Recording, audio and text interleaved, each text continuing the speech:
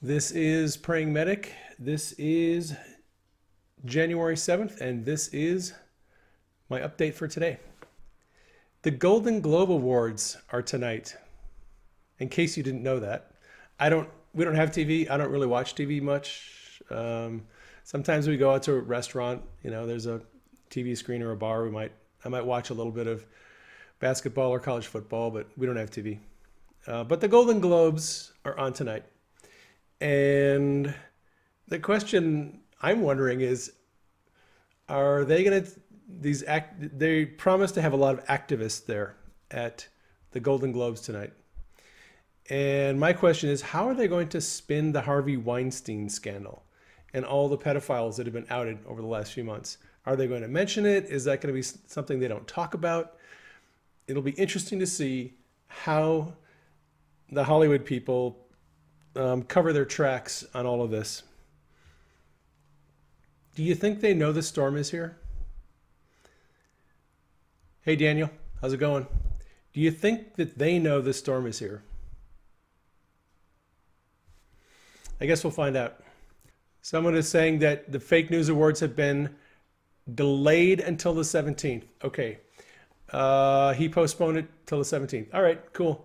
Well, that's good because that'll give us time to figure out where he's going to be broadcasting this from, because I don't know a whole lot about it. So 17th. All right, cool. Have you noticed that none of the president's enemies in Congress have been talking about the scandal with Steve Bannon? So you have this book, Fire and Fury, comes out. Bannon allegedly says all this stuff. Trump is mentally incompetent, all this, stuff. Have you noticed that Elizabeth Warren, Nancy Pelosi, Chuck Schumer, Kamala Harris, all of the enemies of the president, none of them are talking about this. Not one of them. I find that very interesting, that Trump's adversaries in Congress, they're not saying anything about it. Do you think they know the storm is here? Because the only thing they're talking about is DACA. That is it. They're talking about DACA and no wall, and we got to have DACA, and we don't want to shut down the government, but if you don't give us DACA, we're going to shut down the government. That's all they're talking about. They don't go near this Bannon thing with this book. They're not touching it.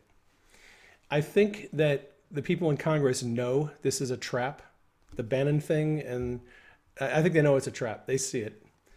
And the question I have is, do you think the people in Congress go to bed at night and pray that they are not the next one to be exposed for corruption or sexual misconduct? That's what I wonder. Because when I look at people in Congress, I see a whole lot of people who are afraid of Trump. They're afraid. They don't want to be the next ones outed. They don't want to be the next ones when they wake up in the morning, their name is all over the newspapers about scandal. I think Congress is terrified. We have as much as heard that coming from the Hill in the last few weeks. People in Congress are terrified and they want to know who's going to be next.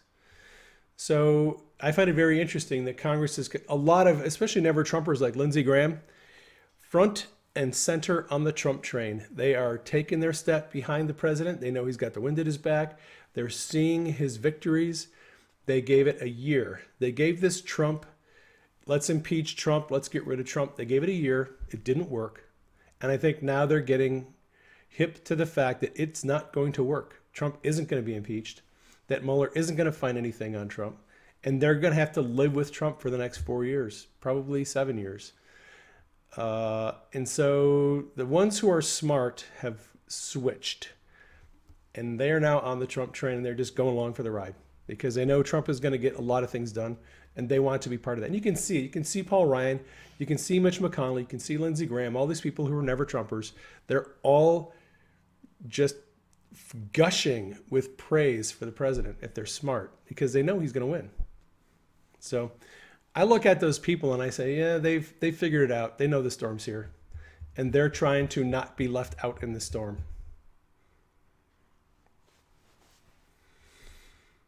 So I have a little bit of unfinished business from yesterday.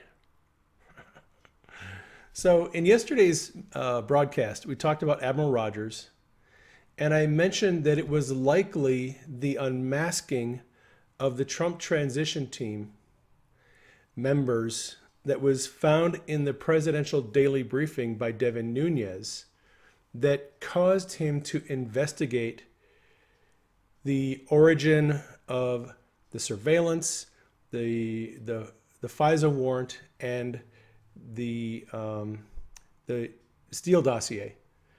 Okay, it's likely that Nunes went into that skiff, saw a presidential daily briefing, saw the people on the Trump transition team were unmasked, and that's what made him turn into Kaiser Soze. Okay, so here's a question. Did you know that Devin Nunes was a member of the Trump transition team?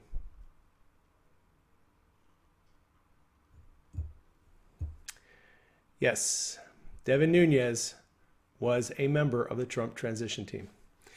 This is a fact that was brought to my attention by my friend King Broly, Travis, on Twitter. He sends me a message this morning. He goes, hey, your broadcast on Admiral Rogers is really good, but you missed one point.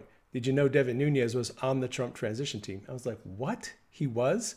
So I went to this website. It's called nunes.house.gov news. And there's a press release.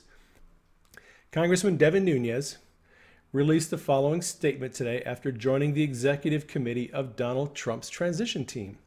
Today, I was honored to have been named to the executive committee of President-elect Donald Trump's transition team. In this role, I will advise President-elect Trump on the appointments of his cabinet members and on the appointments of other top positions in the new administration. I look forward to helping to assemble an energetic team. And it just goes on. So Nunes was on Trump's transition team. And it's likely that in the presidential daily briefing that he saw in the skiff, he saw his own text messages, his own phone calls, and his own emails unmasked and given to all these people and Obama's staff. His own information, private information, was showing up in the presidential daily briefing. And I would imagine that is why Nunes came out of that skiff looking like he swallowed a cat, because he saw his own private information showing up in the presidential daily briefing. Yes, Devin Nunes was part of the Trump transition team. So that is why Devin Nunes has turned into Kaiser Soze. Because he now has, this is personal for him. It's personal. He had to be so outraged when he probably saw his own information in the presidential daily briefing unmasked. He probably just lost it. And I would. If I was in his position, I would have lost it too. So just throwing that out there for you. A little extra information to think about. All right. So my thread today that I'm going to go through is a thread by a guy named Trump Soldier on Twitter. His handle is @DaveNYVIII. It's @DaveNY, like New York, VIII. I've been following him for a while. He and Sundance do some of the best threads on Twitter as far as looking at what's going on at the Inspector General, all the House Intelligence Committees, all these meetings that are going on. These guys are making sense of all of this stuff, and they're giving us an idea where it's all going. They're forecasting the direction this is going in. And let me tell you, I had a dream last night, by the way. So let me tell you about the dream. In the dream, and it was a symbolic dream, it had to do with the intelligence community, and I think it's an answer to a question a lot of you have. When we talked about Admiral Rogers stepping down from his position as head of NSA, a lot of people are concerned. Oh, great. We got this one guy, this white hat Rogers, and now he's going to step down. Who's going to take over NSA? We have to find someone we can trust. And we don't want to put somebody in there who's going to have problems. So people are concerned about what's going to happen with Mike Rogers stepping down. In the dream, I saw a symbolic representation of the intelligence community. And I saw a bunch of people who were concerned that there were going to be people missing from their positions in the intelligence community, and that was going to cause a problem. And that's what I saw in the dream. Then I saw that this perceived problem wasn't as much a problem as people thought it was. It was only a perceived problem. It was easily remedied by putting a few people in some key places and adding some additional resources for those people to work with. Once that was done, no more problems. It was easy. So I think the dream represents the idea that we have concerns about the intelligence community. We don't need to be concerned about it. It's going to be fine. That God has a plan, and that Trump has a plan, and the necessary people and resources will be allocated, and we don't have to worry about it. So don't worry, it's all good. I think everything's going to be fine. So let's get on to Trump Soldiers thread. The first tweet in this thread says, "The scope of the Inspector General report and the inevitable march toward a special counsel to investigate the Department of Justice." And I might as well say this up front. If there is corruption inside the Department of Justice and the FBI, it seems rather obvious that you can't trust the Department of Justice to investigate itself. That you would have to appoint a special counsel who is outside the department to investigate the department. The department can't investigate itself objectively. No one would take it seriously. So if there is corruption and malfeasance inside the DOJ and the FBI, you have to have a special counsel who is outside of that system who can investigate. I mean, that just makes sense, right? And that is where this is all going. And we're going to explain why we know that to be the case and how all of the documents that have come out in the last couple months are pointing in that direction. On January 12th, 2017, Inspector General Michael Horowitz, he's the Inspector General for the Department of Justice, announced an investigation into the FBI and DOJ and identified the initial scope of the investigation. The reason, and this is a quote, "In response to requests from numerous chairmen, ranking members of congressional oversight committees, various organizations, and members of the public." So that is the reason for the launch of the investigation. Various organizations are Judicial Watch, ACLJ, and other organizations whose requests to the Inspector General have not been made public. Members of the public are confidential whistleblowers who have given information to the IG asking for an investigation. We can't identify what the Inspector General would be investigating due to other organizations and members of the public. We don't have access to their information, but keep in mind, their concerns could affect the scope of the investigation. The primary drivers of the Inspector General's investigation are congressional oversight committees. We're going to look at the documents they've published, which are public record, and that will tell us where this whole thing is going, and it'll tell us how the scope of the original investigation has expanded. So, there is a disclaimer that is at the bottom of the Inspector General's letter. I'm going to read it. I think I might read it. Let me see. And it has two parts. The review will not substitute the OIG's judgment or the judgments of the FBI or the Department of Justice regarding the substantive merits of investigative or prosecutive decisions. And, part two, if circumstances warrant, the OIG will consider including other issues that may arise during the course of the review. In the Inspector General Horowitz's war versus the Obama administration, he allied himself with Congress. We learned yesterday from Sundance's report that the goal of the Department of Justice under President Obama was to operate without oversight. That was their goal. When Sally Yates sent back that letter to Horowitz, when Horowitz was asking for documents and information concerning the Division of National Security, Sally Yates pretty much said, we're not subject to your oversight. You're not getting our documents. They wanted to operate without oversight. All right, we know that.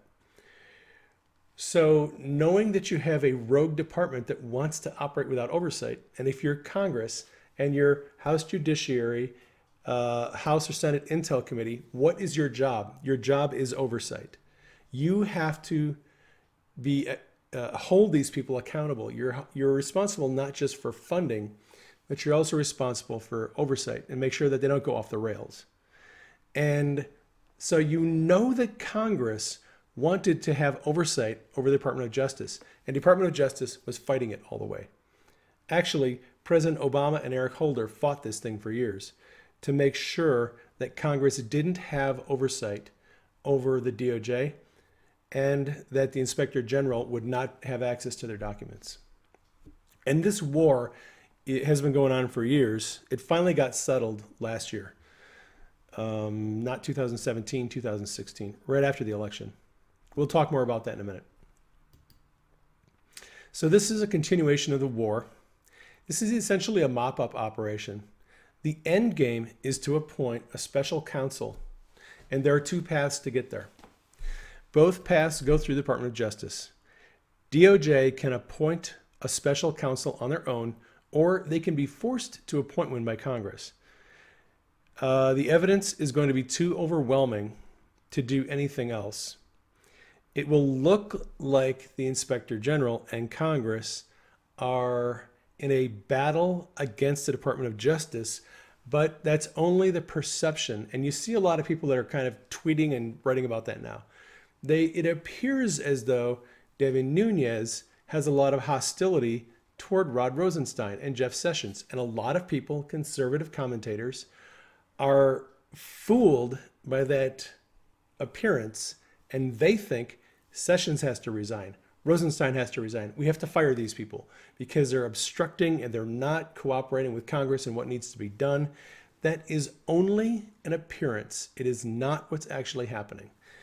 And if you read between the lines, you can see that Sessions and Rosenstein, their hands are tied until this Inspector General report comes out.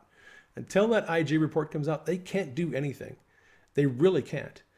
What they finally did the other night was Rosenstein and Wray agreed to give Devin Nunes access to the witnesses and the documents he requested.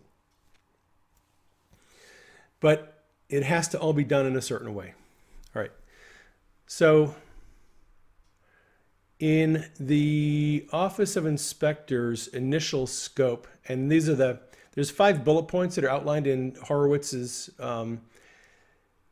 letter where he announces the investigation. There are allegations that the Department of Justice or the FBI policies and procedures were not followed in connection with or in actions leading up to and related to the FBI director's public announcement on July 5th that he was not going to prosecute Hillary Clinton. So that's number 1 that is being investigated by the Inspector General. Number 2, allegations that the FBI Deputy Director, Andrew McCabe, should have recused himself from participating in certain investigative matters, that is specifically the Clinton email investigation.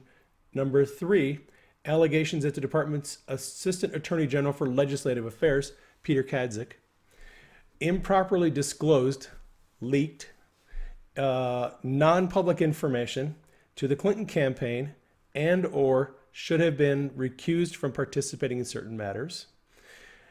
Number 4, allegations that the department and the FBI employees improperly disclosed non-public information, leaking. That could be anyone from Comey to McCabe to anybody else who leaked information to the press. Lastly, allegations that decisions regarding the timing of the FBI's release of certain Freedom of Information Act documents on October 30th and November 1st, 2016, and the use of a Twitter account to publicize the same were influenced by improper considerations. And this is the FBI Vault Twitter account that periodically just dumps out information. Some of it is FOIA, some of it is correspondence and documents, some are emails. And so the Inspector General is looking into that. Why is that happening?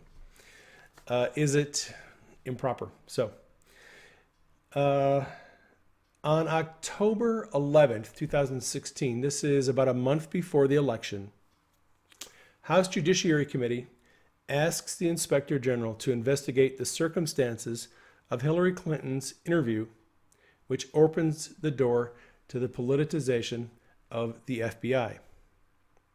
And this is involving Comey and Peter Strzok.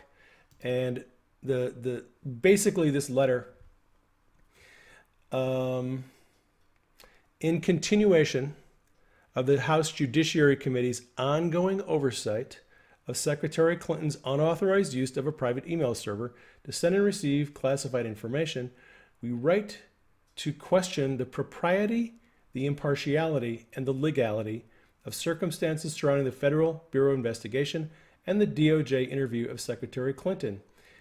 The FBI and DOJ appear to have acquiesced in allowing two former State Department employees, Cheryl Mills and Heather Samuelson, to act as her legal counsel in order to influence the investigation into facts for which the former employees were substantially and personally involved. However, neither the FBI nor the DOJ are in the position to investigate their own actions in connection with the Clinton interview, thus making this a tailor-made case for independent review.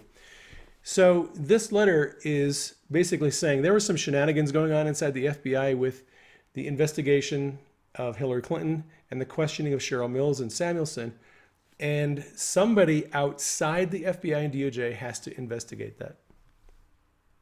So that is one letter.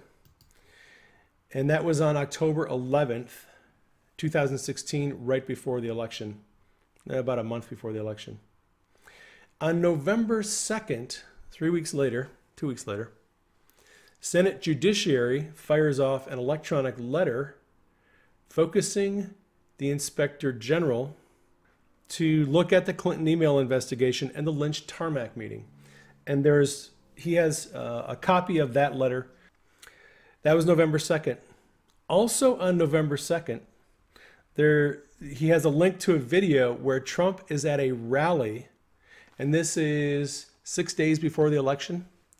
And the president comes out and starts talking about the email investigation, Peter Kadzik, John Podesta, things that came out in the WikiLeaks emails, and how we have a rigged system, and all of these people are colluding to try to make sure that Hillary gets elected.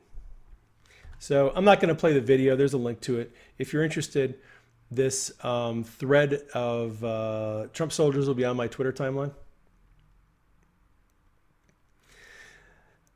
He has a link to the emails, the WikiLeaks emails. Next, we go down to Peter Kadzik, who was Department of Justice Assistant Attorney General for Legislative Affairs. Trump soldier says that he resigned and was replaced by Trump nominee Stephen Boyd. I don't know if that is true because the LinkedIn profile for Kadzik says he was with Legislative Affairs at DOJ through January of 2017, which would have been right around the time of the inauguration. So I'm not sure about that. It's really a minor point, not worth arguing over, because the bigger point is the next one. House Judiciary requests an expansion of the Inspector General's investigation via Stephen Boyd. The request involves Uranium One and the Clinton Foundation. Boyd responds to House Judiciary saying that he has forwarded 2 letters to Michael Horowitz, Inspector General, to ask if the investigation should be expanded to include Uranium One and the Clinton Foundation. This is expanding his original OIG investigation.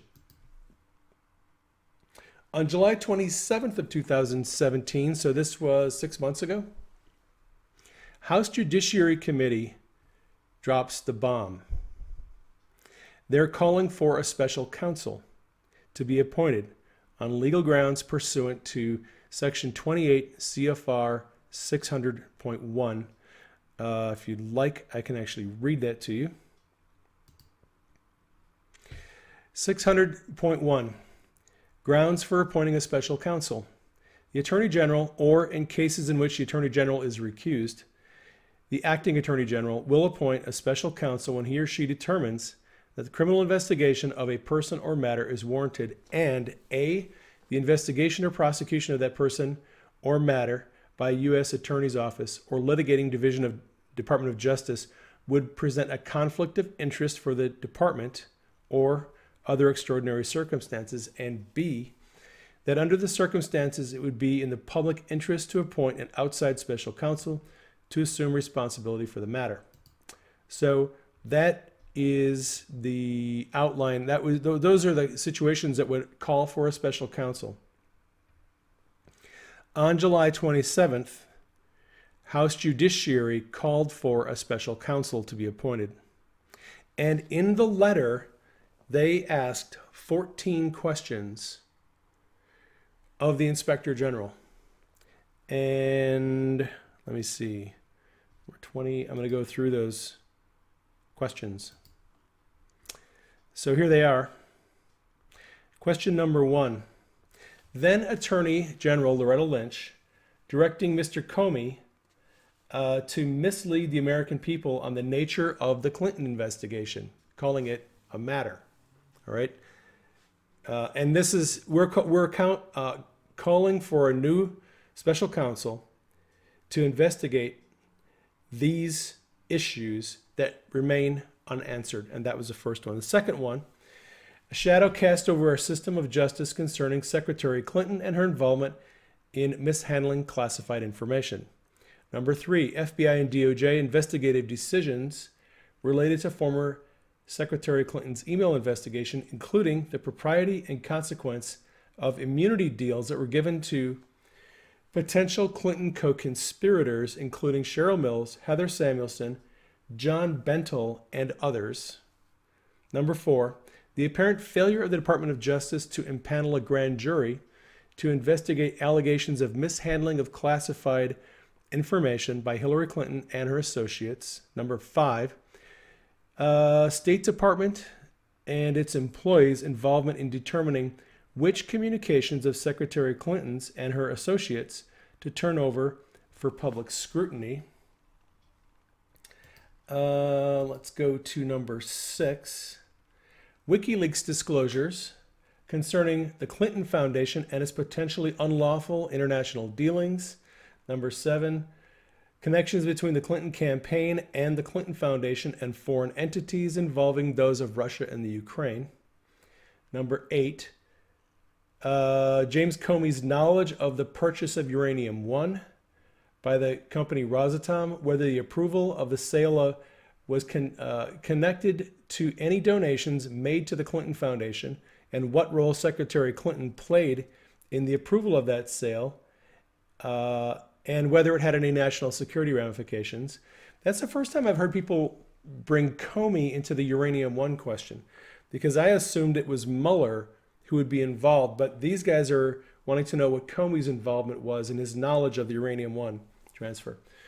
Number 9, disclosures arising from unlawful access to the Democratic National Committee's computer systems, including inappropriate collusion between the DNC and the Clinton campaign to steal the election away from Bernie. Let's see, number 10, post-election accusations by the president that he was wiretapped by the previous administration, and whether Mr. Comey and Mrs. Lynch had any knowledge of efforts made by any federal agency to unlawfully monitor communications of a presidential candidate and his associates. Number 11, selected leaks of classified information related to the unmasking of U.S. persons' identities incidentally collected upon by the intelligence community, including an assessment of whether anyone in the Obama administration, including Mr. Comey, Mrs. Lynch, Susan Rice, Samantha Power, and all the other nefarious actors in Obama's administration, whether they had any knowledge of the unmasking of individuals on then candidate Trump's campaign, transition team, or both. Number 12, admitted leaks by Mr. Comey to Columbia University law professor Daniel Richman regarding the conversations between Mr. Comey and President Trump, how they leaked the information, how it was purposefully released to lead to the appointment of a special counsel, and whether any classified information was included in the now infamous Comey memos. By the way, there is a report out by someone who has inside knowledge inside the FBI, who has a sworn affidavit saying all of the memos that Comey gave to Richmond were all classified. Someone who knows that that stuff was classified has actually gone on the record and said they were all classified. So that's a problem for Mr. Comey. Let's see, 13. Mr. Comey's apparent reliance on the Fusion GPS dossier and its investigation of the Trump campaign, including the company's creation of the dossier, of information about the Trump, that the dossier's commission and dissemination in the months before and after the election, whether the FBI paid anyone connected to the dossier, and the intelligence sources of Fusion GPS, or any person or company working for Fusion GPS and its affiliates. And finally, number 14, any and all potential leaks originated by Mr. Comey, provided to author Michael Schmidt, dating back to 1993. I have no idea what that's about. But that is the letter that was sent by the, let's see, this is number 19, House Judiciary Committee. So obviously, Comey's lies are catching up to him, because there's a lot of mention in there of Comey's leaking memos. And on September 26th, let me get caught up here on my thing. On September 26, 2017, House Judiciary continues the call for a special counsel. So this letter I just read to you was in July 27th. That's the big one. A couple of months later, September 26th, House Judiciary continues the call for a special counsel. And this time they're targeting Comey's lies to Congress about when he made the decision not to prosecute Hillary, because now it's coming out that Comey drafted a letter, and the letter, the draft, the exoneration of Hillary, came before 17 different people were interviewed, including Hillary herself. And that it looks like now Comey lied to Congress. And there's that famous video with Ratcliffe, who is asking Comey, when did you make the decision not to prosecute Hillary? And Comey says, and he says, before or after you interviewed her? And he says, it was after I interviewed her. And Ratcliffe goes through this thing like, well, here's all the things that I see. Here's what's happening. It looks very obvious to me. You made this decision before you interviewed her. You decided you were going to clear her. So that's in there. And that is the subject of one of the letters that House Judiciary sent, asking that that be investigated. Let's see, going on. So, again, the July 27th letter from House Judiciary with those 14 questions is the key document. Everything that is needed to appoint a special counsel is contained in that letter. The letters preceding it were precursors. The ones after it are just additional information. All the IG needs to do is reinforce that letter, and a special counsel will be appointed.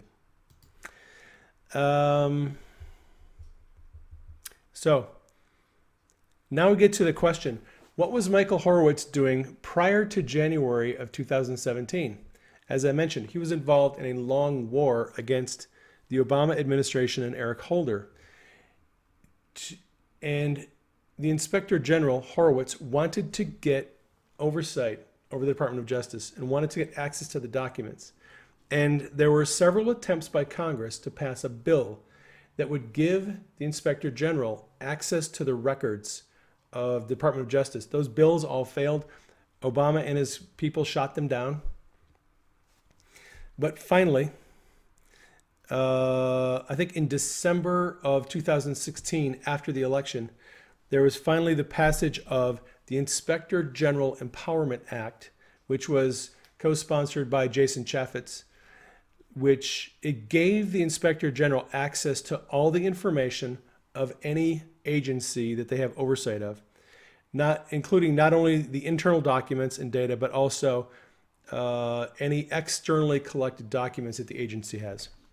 So Horowitz finally won his war against Obama's machine, and they now have access to all the documents.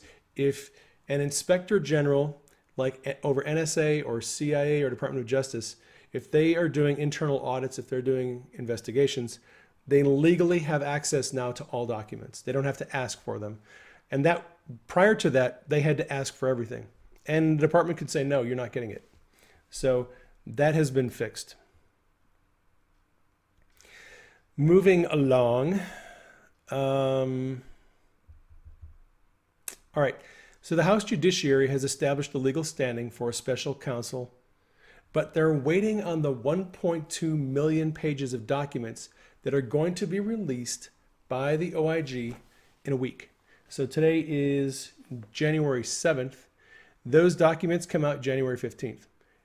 As far as I know, there is not, it had been a hold on that. January 15th, 1.2 million documents are going to Congress from the Inspector General. Now, the Inspector General's official report is not expected till March or April. That could be, the delivery date of the final report could be impacted by how much they have to change the original scope of the investigation. We don't know, but last I heard, they're looking at March or April for the finalized report from the Inspector General. But the 1.2 million documents will be sent to Congress next week. All right. And that will give the Department of Justice or the Judiciary Committee all that they need to appoint a special counsel. The OIG's report, when it comes out March or April, whenever we get it, is going to be the highlight of Horowitz's career and probably everyone in his organization. It'll be the most significant report ever to come out of the DOJ Inspector General's office. It is inevitable that either the Department of Justice or the Judiciary Committee is going to force an independent counsel to be appointed. That is the end game. There's no way they can avoid appointing a special counsel. They have to. Especially when the Inspector General's report comes out and they make a recommendation, if the Department of Justice or Congress hasn't forced a special counsel to be appointed by then, when that report comes out, it'll likely recommend a special counsel be appointed.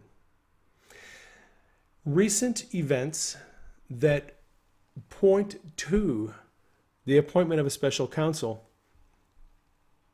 are a bunch of things that have just happened in the last week. So on January 3rd, Senate Judiciary Committee, Grassley, wrote a letter to the Department of Justice about classified memos that were released to the press by James Comey. January 4th, there was a release of the full text of Comey's letter exonerating Hillary, including all the edits. That was released by Congress and made public. Okay, that backs up what we're looking at in the Inspector General's report. January 5th, FBI Vault release. Investigation into conflict of interest of Andrew McCabe and his decision not to recuse himself in the Hillary email investigation. This is one of the Inspector General's bullet points, and a release came out by FBI Vault on their Twitter timeline 2 days ago. That came out. Now, these are some events that match up with the January 27th letter that was forwarded to the Inspector General by House Judiciary. On December 17, Jeff Sessions ordered an investigation into Uranium One, which was an issue that House Judiciary had brought up. On January 4th of this year, A judge required Fusion GPS to turn over all their bank records to Congress. So we are going to find out, well, Devin Nunes is going to find out who actually paid Fusion GPS to do their research. Did the FBI or anyone related to them pay for any of that work? Also, January 4th, FBI announced a new investigation into the Clinton Foundation. Also, January 4th, Justice Department reopens the Clinton email investigation. And there's links to articles with all these things that come out. January 5th, a letter from Devin Nunes to Rosenstein concerning their agreement that the Department of Justice will allow Nunes access to all the witnesses and all the documents that he's requested. So it seems clear that Congress and the DOJ and the FBI are making preparations for the Inspector General's report to come out. Keep an eye on events as they unfold and how they correlate with the initial Inspector General statements and the 14 questions asked by the House Judiciary in their letter to the Inspector General. Because when you see these things all lining up, it's like reading the signs, it's reading the weather. You see these signs. Do you know how to read the signs? Do you know how to know the sign that the time is near? Look at the news headlines. Look at what the Inspector General's report is looking into. Look at what the House Judiciary Committee has asked them to look into. And when you see news coming out about those issues, you know we're getting close. And it'll tell you where this is all going. Committees and people to be aware of in the news. Anytime I see anything tweeted out by Chuck Grassley or Devin Nunes, I see a news headline with Chuck Grassley or Devin Nunes, I jump on it and I read it. I want to know what's going on because those news stories are going to tell you where this is going. So House Judiciary, Chairman Bob Goodlatte, Senate Judiciary, Chuck Grassley, House Permanent Select Committee on Intelligence, Devin Nunes. Those are the three congressional committees you want to keep your eyes on and see what they're doing. Keep an eye on the DOJ and FBI and how they respond to these actions. At times they will appear as if they're at odds with Congress, but don't make any mistakes in thinking that they're working against them. They are working together. There are good people inside the Department of Justice now and the FBI. I think Sessions and Wray and Rosenstein, as much as they've been maligned, I think they're good people. I think they're white hats, and I think they're working with the Inspector General and Congress to get rid of these corrupt people. And look, for those who are concerned that the FBI and DOJ leadership are corrupt and you want to view them as adversarial, that's fine. It doesn't really matter. Because even if they're opposed to cleaning all this stuff up, even if they're, sympathizing with the deep state, they're not going to have any choice. They're between a rock and a hard place. They're between the Inspector General's report, which is coming out soon, and they're in between Congress, who is going to demand the appointment of a special counsel. So if there's anybody inside the DOJ that is fighting this, they're going to lose their battle. They're fighting a losing battle. It is not going to help them to fight this, and it'll only expose them further as corrupt people. Lastly, for your own amusement, pay attention to the targets of the investigations, like Comey and Samantha Power and Susan Rice and Brennan and Clapper and Sally Yates. Look at them on Twitter and watch them when they do interviews with CNN and see how they squirm and see how they're fighting back and flailing and see how they're outraged and they're assailing Trump. You just watch them because they are trapped. They are powerless. They are all going to be wearing ankle bracelets pretty soon. They're all going to have their time in front of a judge. So just know it's all theater and, enjoy the show, as Q says. Because this really is this really is kind of a show. All right. That is my news update for today. Don't want to keep you going too much longer. Thank you to those of you who have supported us financially. If you want more news, you can go to freedomnewsproject.com. That is my news website. All my updates are posted there as YouTube videos. In addition to all the most recent videos from Trump, from the White House, Sarah Huckabee Sanders, her press briefings are all archived there. The latest ones, Fox Business News, Sean Hannity, Tucker Carlson, Rush Limbaugh, their shows and podcasts are there. If you want to get more information, you can go to freedomnewsproject.com. If you would like to support me financially, you can make a donation there. Love you guys and gals. You are quite amazing. You're good friends. Thank you for supporting me. Thank you for your prayers. If I get any more dreams, I'll let you know. And I am going to get out of here. Take care. This is Praying Medic, out.